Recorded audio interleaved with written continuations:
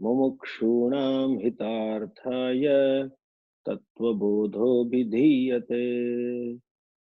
Om.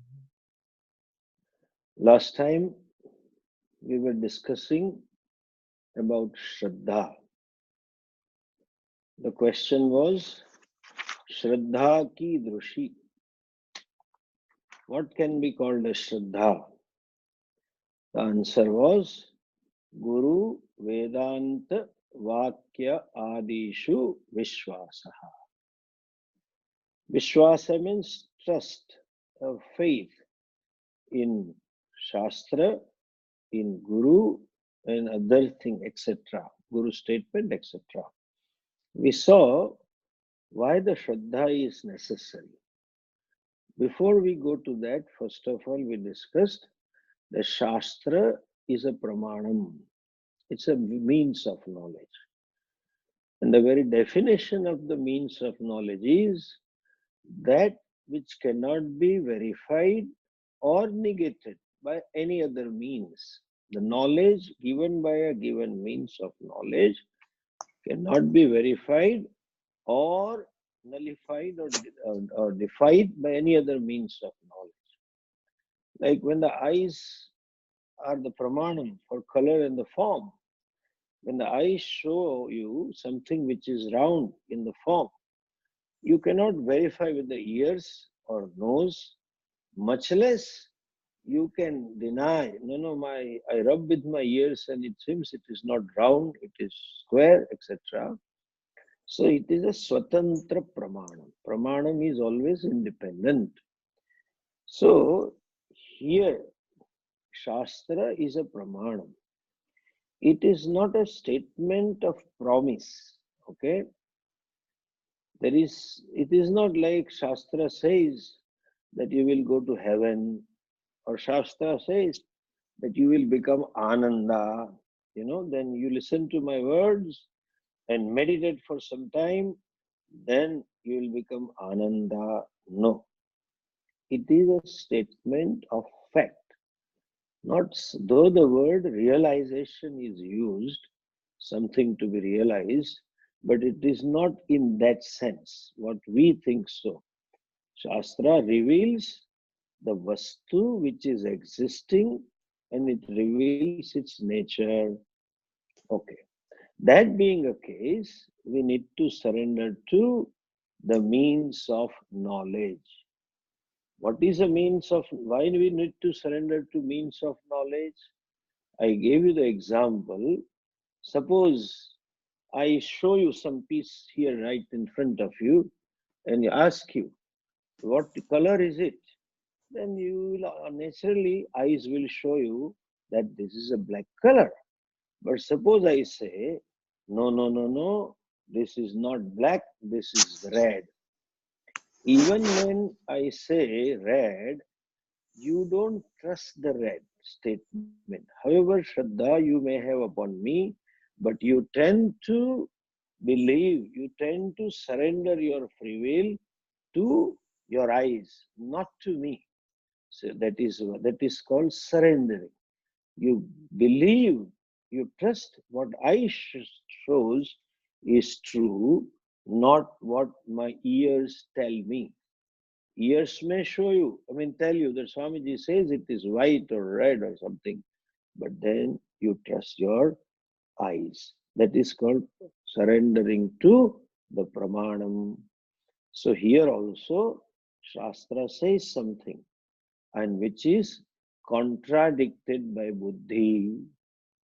Just as in that example, when I said this is white, so eyes shows this is black, and that is contradicted by your ears. Ears says, Swamiji tells me it is red. But of the two choices, you surrender your free will to your eyes. Similarly, Buddhi says something and Shastra says something. And there I surrendered myself to Shastra. What does it mean by surrender? At least here by surrendering, you say you already know it, you see it, and you think eyes are right. Here, what is surrendering? First of all, there is an apparent contradiction between the statements of Shastra and between what I believe in. I take myself to be as a limited individual, Sukhi, Dukhi, etc. Shastra reveals that you are limitless. I take Ishvara as something separate, as away from me in terms of time, in terms of becoming, in terms of space. Shastra says it is you, and I take the world as real. Shastra says no, it is mithya. And when it is told, when if I trust Shastra, if I have Shraddha on a Shastra Vakya, that means what? I am willing to accept that I am wrong. I am willing to re-examine what are my beliefs and what is the basis of my belief about myself, world, and the Ishvara. That willingness, with openness of the mind, keeping aside our prejudice and likes and dislikes, when I listen to Shastra, Guru, as though leads my thinking, like Krishna leading the chariot of Arjuna, Guru leads or Guru thinks through my intellect and makes me see the truth which was so far not seen. And when I fail to see the truth, my attitude should be, I think I don't understand. Not that the Shastra is wrong. I give a benefit of doubt to Shastra and continue my inquiry. This is so beautifully depicted or revealed in Bhagavad Gita when we study the fourth chapter. The fourth chapter, in the beginning itself, Bhagavan says this, Imam vivasvate yogam proktavan hamavyam vivasvan manave praha manu rikshvakave brahvid evam parampara praptam evam rajarshayo viduhu sakale neha mahata yogo nashta parantapa. Yeah, Arjuna, this yoga means this Gnana yoga and this yoga for moksha, means of moksha, had told to Vivasvan, Vivasvan told to Manu, Manu, Ikshvak, etc., etc. This is I am the one who began this teaching tradition. I revealed the knowledge to the universe. And that same thing which I had told to Vivasvan, I am telling you now, today. Saevayam Maya, Saeva Ayam. This is that today, Adya, Maya, Proktaf Puratana. Arjuna, I am telling you this. There is so clear contradiction, apparent contradiction. We are born as a Hindu, we grow up thinking that, taking Krishna as Bhagavan. So we cannot imagine this. How Arjuna must have felt it. You have to look at it. Arjuna grew up with the Krishna. He was a contemporary along with him. And he knew Krishna as his cousin, or he knew Krishna as his friend, buddy, or he knew Krishna as his brother-in-law, whatever form. He knew him like that. He is one of me. And suddenly Krishna says, Bhagavan Krishna says, I told this in the beginning of the creation to Aditya. And then he told to Manu and etc. Obviously, there is a very clear contradiction in his statement. How can it be true? This is contradiction because Krishna was born just very recently. And Arjuna says, you were born little older to me. That's it. How can you be telling to this? That attitude is, perhaps I am wrong.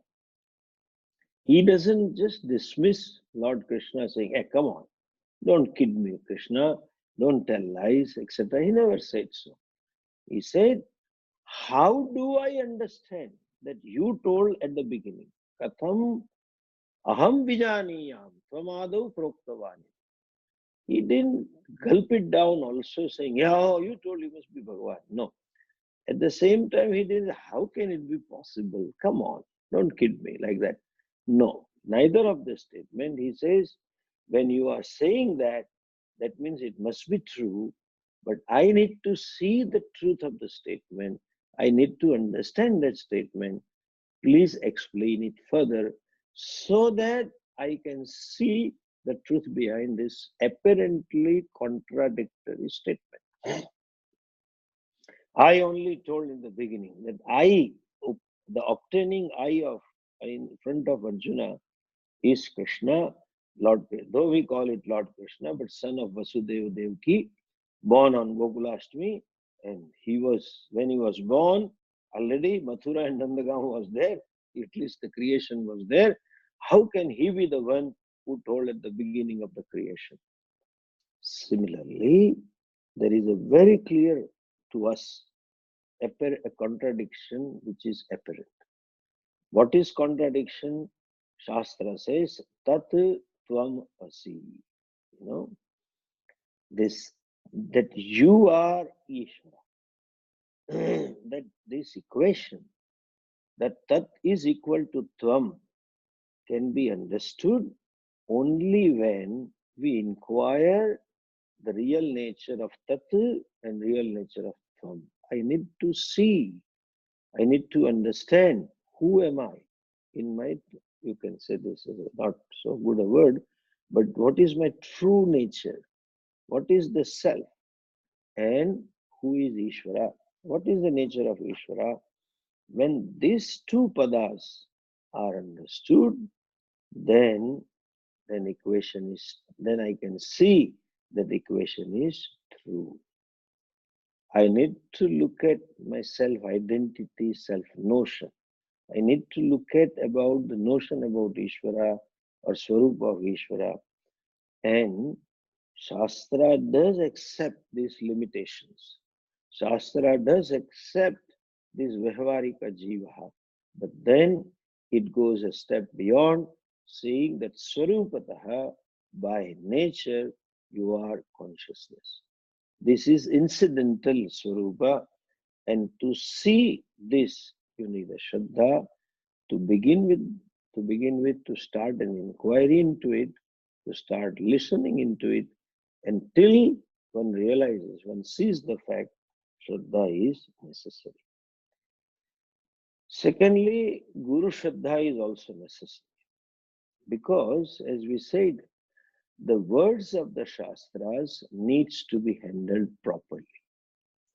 Words have a definite meaning in my mind, and those meanings have to be seen in a proper context. Teacher needs to build up a context and then reveal the equation. Therefore, you need a teacher who knows the methodology of teaching. You can say Guru or the tradition holds the key to unlock the meanings of the Shastra. You know, Shastric words, one may say, oh, I know the meaning, but then it is one more confusion, that's all. You unlocking the meaning of the Shastra means seeing the meaning of the Shastra, seeing the self as Purna, not just simple gems and sources that Atma is limitless and Atma is not subject to birth and death and Atma cannot be burnt and cannot be dried and etc. etc. That's not the way.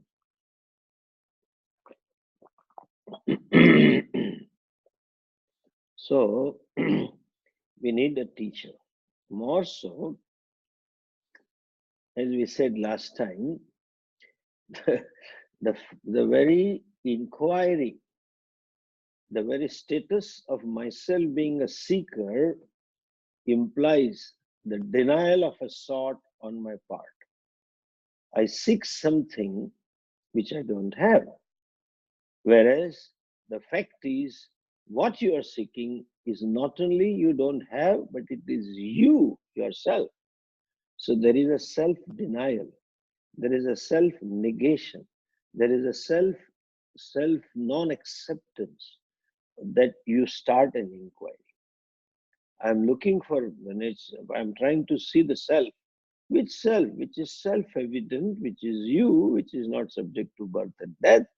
So the whole inquiry implies the denial of the sort.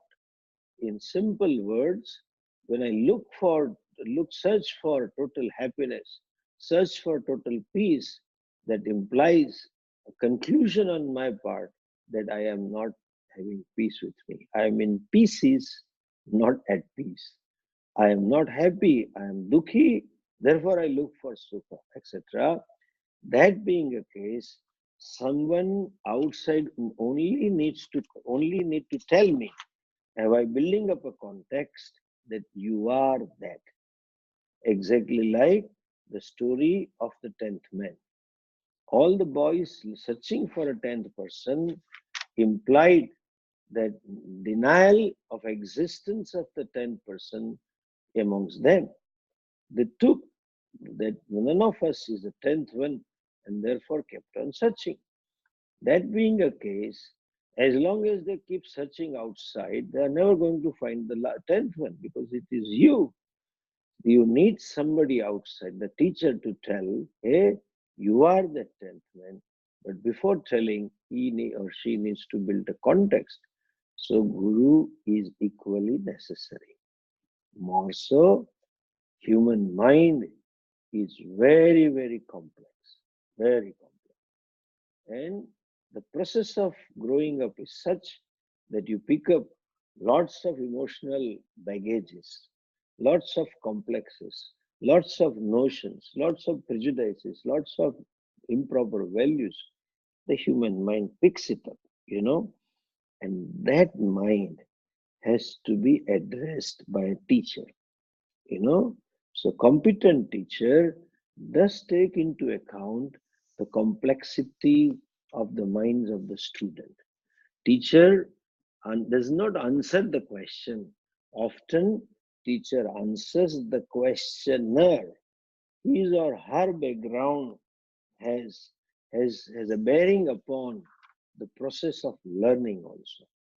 But even while learning, that background plays a very, very important role in how he or she will look at the teachings. So, and there are so many things that has contributed to complexity of the mind. That mind which is complex needs to be made simple. The mind which doesn't carry the load of the past, doesn't have a baggage of unconscious. And so there may be, and sure it will be, few statements from a teacher's mouth which may not be there found in Shastra. Okay? Primarily, the statements in one word I can say regarding Yoga Shastra. Teacher cannot improve the Brahma Vidya. He cannot have new vakyas for Brahman. It is Ananda. You say it is all bliss. That's okay. But that doesn't change the Shastric meaning. Nothing that the whole meaning, pramana, is to give you the meaning that you are Purna. That cannot be improved upon. Neither fullness can be improved, nor the methodology of teaching can be improved, and teacher cannot go beyond it. Maximum in that methodology may employ some modern examples and few modern anecdotes and jokes, etc. But you cannot change the structure of it. But what teacher may add here, that's a word adi, is to remove those knots of the mind, to remove those complexity of the mind and make it a simple learning mind, to make it lighter. It is very heavy, carrying the baggage of the past, carrying the baggage of unconscious. There is always some pain body, and that has to be addressed. Therefore, it is says Adi. Okay. So, teacher knows the methodology of teaching and also knows, himself is very sensitive, very subtle to identify the problems of a student, petty problems caused by the complexity of the mind. His or her own complexity, his or her own background may create stumbling blocks in the process of learning. Teacher helps them to remove, and thereby the process of learning goes on unhindered. So, Adi Shabda, Guru Vedanta Vakya Adi. Adi includes this also. Another meaning of the Adi is also there. So what they call it, I mean, just to sorry to continue and complete that point, what in northern India they call it sadhana, Guru Dwara di jati. Guru gives certain means, certain japa or upasana or some seva or something that is only to prepare the mind. Now, Adi Shabda has one more meaning. It is said that you should have fourfold Shraddha. Okay, Shraddha is four types of Shraddha. One should have that. One should develop that fourfold Shraddha. First is Ishvara Shraddha, then second is Shastra Shraddha, third is Guru Shraddha, and the fourth one is Atma Shraddha. That I have a trust, or that I have that I have a faith on Shastra, on teacher, and on Ishvara. Of course, Ishvara Shraddha must be there and might have been there only. That's how the person gets in contact with the teacher. Is the phalam of the Ishvara Shraddha is twofold. One, to gain a proper mind, and second, to gain a guru, to have somebody in the life whom I can trust, from whom I can learn. And the guru may come, but guru buddhi is Ishvara phalam. People know Swamiji so many years, but then attitude to learn from a teacher and to look upon the teachers, that Swami as a guru, and surrender to him with an attitude of learning, that is Ishvara Kripa. That comes by Ishvara Shraddha. So Ishvara Shraddha leads to Guru Shraddha, and a competent teacher, when teaches the Shastra, generates or strengthens the Shastra Shraddha as well. But one more Shraddha comes in, that is called Atma Shraddha. I should trust myself. I have a faith in myself.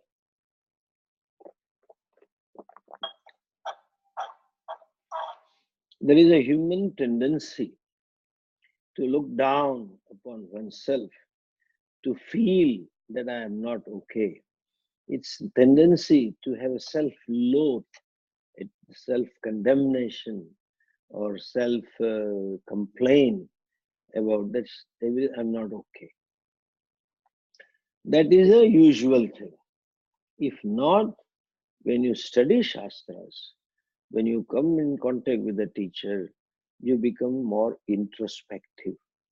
And when you are introspective, you see the errors committed by yourself. You see the mistakes done by yourself, and then you try to improve. And some habits which are very strong, sometimes stubborn to go, that creates a guilt in myself, that I am not up to my own standards, I'm not up to the mark, I'm not a good person, I don't possess these qualities. The self-awareness caused these kind of feelings is against Atma Shraddha. Atma Shraddha here primarily means I accept myself with limitations. This is how I am, that's fine. And I have faith in myself. In spite of limitations, one day I will make it to the goal. One day I will achieve my goal. It may be delayed. I may be slow. I may be a loser in between here and there, but I will be gaining the infinitude that is myself sooner or later. That attitude towards oneself. There is a beautiful song which is taught in school and universities students. Somehow it's a real, I like it. Somebody who's ever decided, it's a good one. हम होंगे कामयाब, हम होंगे कामयाब, एक दिन मन में है विश्वास. That is एक दिन कामयाब. Of course, it is related to worldly success, but here, one day I will gain that abidance in myself. I will own up myself, my Swarupa. That kind of Shraddha should be there. It is mentioned, there are varieties of sins that are mentioned in Shastras. But the worst sin, the most gravest sin to manifest in one's life is to look down upon myself. Bhagavan Krishna says in Gita 6th chapter also, twice he says this, na atmanam avasadayet. Uddhared atmana atmanam, na atmanam avasadayet, atmaiva atmano bandhu, atmaiva ripuratmana. To look down upon myself is papam. To think that I am useless, to think that I am no good, to think that I will not be able to gain the knowledge, or I will not be able to gain even antakarana shuddhi, to think that I have all bad tendencies and I am a bad person, that itself is a papa. So Atma Shraddha means not to let mind commit this papa. Mind habitually may think so because of attitude or habit of self-condemning, self-demeaning, self-loath. All these things are there and it may continue the same thing, but no. And in spite of discovering those limitations that are on the path of moksha, I still continue, at least say that it's okay. They are limitations of mind. It is not my swarupa. One day it will change and I will change the mind. It's okay. Just accepting oneself and never lowering the self-esteem is called Atma Shraddha. That Shraddha is also very much necessary, and that is indicated by the word Adi. Guru Vedant Vakya Adishu Vishwasaha.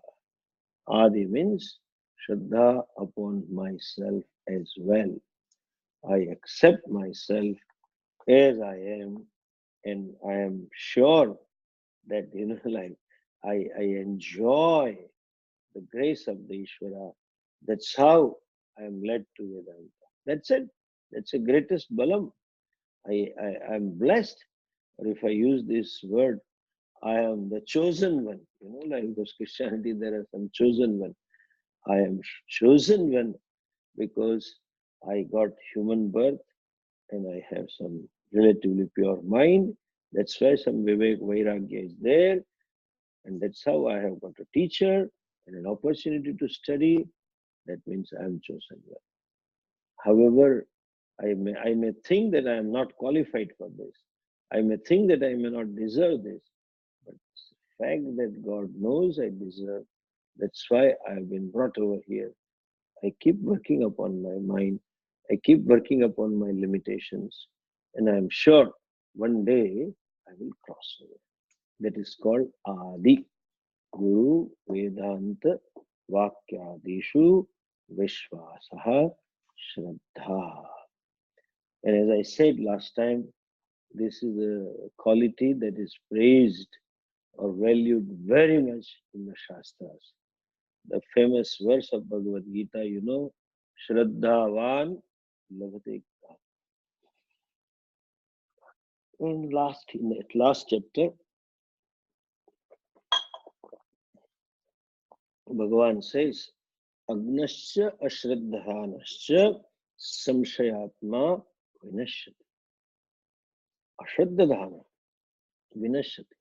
Upanishad said, Shraddhavitto bhutva. One must possess the wealth in terms of Shraddha, then only one can know the self. There are so many stories we have come across about Shankaracharya's disciples also. Just because of Shraddha, they gained the vision of the Shastra. Okay, next comes Samadhanam. Look at that next value. Samadhanam kim? What is Samadhanam?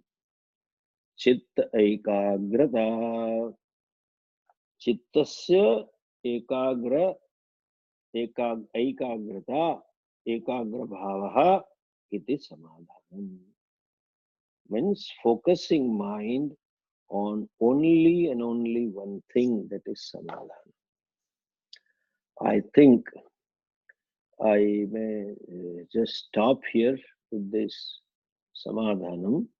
I may open up this value next week, because I have been promising you to talk about Acharya Sabha. And again, if I take up this value, I may not be left with time to talk about Acharya Sabha. So I'll talk about Samadhanam next week. And let me just talk to you about the Acharya Sabha.